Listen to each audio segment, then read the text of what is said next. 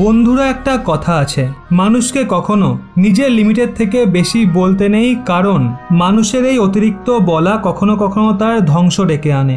আর তার বিভিন্ন যে কীর্তি থাকে, যেগুলোর পেছনে তারা অনেক পরিশ্রম করেছে, সেগুলোও বেকার হয়ে যায়।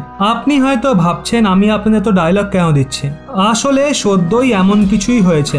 আজ থেকে কিছুদিন আগে কাতারে একটা বিশাল বড় মিলিটারি ডিল আয়োজন করা হয়েছিল। এই মিলিটারি ডিলে যেখানে কাতার ছিল, তুর্কি ছিল, এমনকি পাকিস্তানও সামিল ছিল। আর এই মিলিটারি ডিল নিয়ে অনেক আলোচনাও হচ্ছিল, বিশেষ করে ভারতে। কেন? কারণ এতে যে কাতার দেশ অংশগ্রহণ করেছিল না, সে রাফায়েল কিনেছিল। আর সেই রাফায়েল যুদ্ধ বিমান কাতার সেখানে শোকেস করতে চেয়েছিল। এদিকে পাকিস্তানের তরফ থেকে তাদের F-16 এবং JF-17 থান্ডার সামিল হতে চলেছিল। ওদিকে আবার তুর্কির তরফ থেকে F-16 সামিল হতো। কিন্তু যখন এই মিলিটারি ডিল আয়োজিত হয়, তার ঠিক কদিন পরেই পাকিস্তানি মিডিয়া প্রোপাগান্ডা ছড়ানো শুরু করে দেয়। এই মিলিটারি ডিলে পাকিস্তানের যে JF-17 থান্ডার রয়েছে, সেটা ভীষণই সহজে রাফায়েল যুদ্ধবিমানকে কিল করে দিয়েছে এই যুদ্ধাভ্যাসের দরুন। শুধু এটুকুই নয়, তারা আরো বাড়িয়ে বলেছে যে যেই F-16 যুদ্ধবিমান আছে সেটা তো আরো সহজে রাফায়েলকে ট্যাকেল করে দেয়।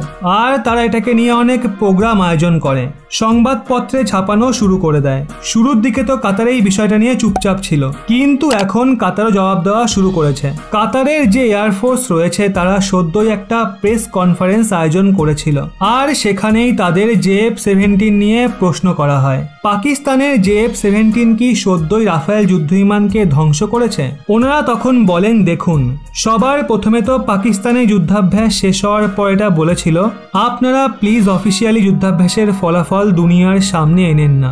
এটা কেন বলেছিল? এই যুদ্ধাভ্যাসের দরুন একটা রাফায়েল যুদ্ধবিমান গোটা পাকিস্তানি বায়ুসেনা, সমগ্র তুর্কির বায়ুসেনার ব্যান্ড বাজিয়ে দিয়েছে। এটুকুই নয়, কাতারের যে অফিসাররা রয়েছেন তারা বলেন রাফায়েলের ডোমিনেন্স এমন লেভেলের ছিল যে যদি কোনো F-16 বা পাকিস্তানের কোনো JF-17 ক্লোজ আসারও চেষ্টা করত, তবে ভীষণই সহজে রাফায়েল সেগুলোকে জ্যাম করে দিত এক চুটকিতে।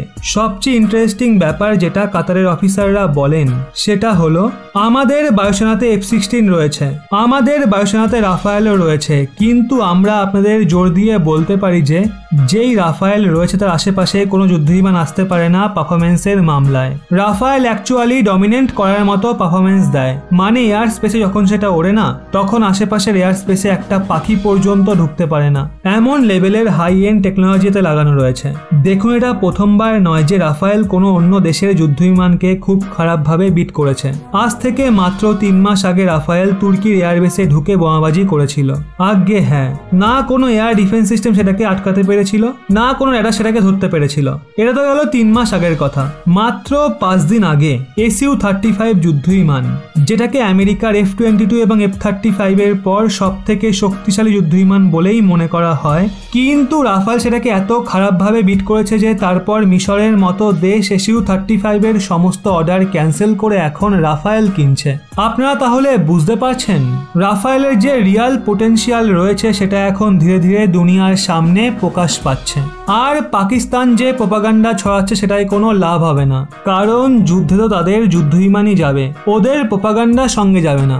যুদ্ধের ময়দানে রাফায়েল এমন হাল করবে সেগুলোর যে পাকিস্তান বুঝতেই পারবে না যে সেটা তাদের যুদ্ধবিমান নাকি অন্য কারোর। আজকের মতো এতটাই। এই বিষয়ে আপনাদের কি মনে হয় অবশ্যই নিচে কমেন্টে জানান।